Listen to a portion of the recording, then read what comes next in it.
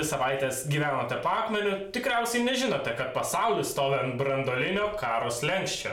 Ką? Šiaurės Korėja kovo 29 dieną pranešė, kad pradeda karą su Pietų Korėja ir paskelbė karinę padėtį.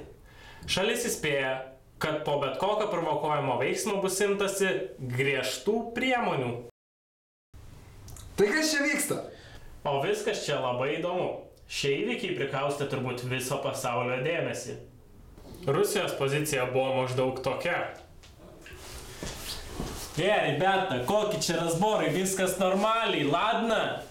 Ir netgi Kinija nenori karinio konflikto savo pašonėje. Atsiprašau, ramiai, Kim, nereikia karščiuotis, Kimai, viskas gerai. Koks dar nesikarščiavimas? Šiauriečiai vos pajutę pasaulio dėmesį numetė dar vieną bombą.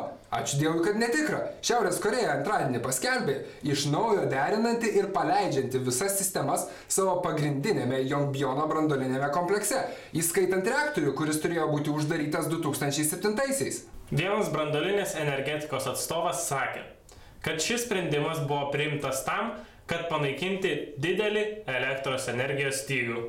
Taip pat sustiprinti branduolinių ginkluotojų pajėgų kokybę ir kiekybę.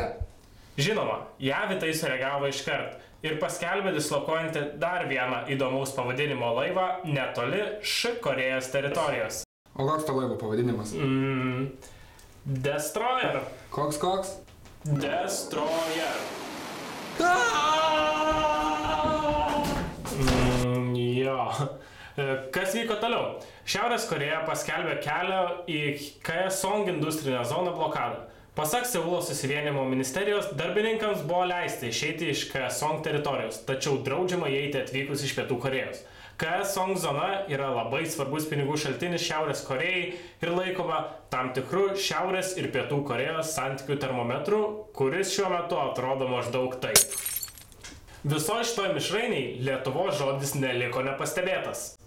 O koks jisai? Kovo 1 dieną Šiaurės Korėjos televizijoje paskelbtame pranešime cituojama mūsų prezidentė Dalia Grybauskaitė, kuris išverstas skamba maždaug taip. Aš palaikau Korėjos liaudės demokratinės respublikos norą sujungti abi Korėjas ir tai turėtų būti atlikta pačių korėjiečių, nesikišant išorinėms valstybėms. Štai tokie dalykai vyksta mūsų pasaulyje. Jei įdomu, siūlau sekti naujienas internete. Taip pat pasakykite savo nuomonę komentaruose, ką jūs galvojate apie šią situaciją. Ar Dalytė nepersutės savo pasisakymų? Nepamirškite užsiprenumeruoti mūsų kanalą čia, viršuje.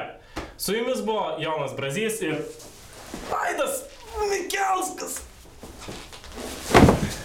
Iki.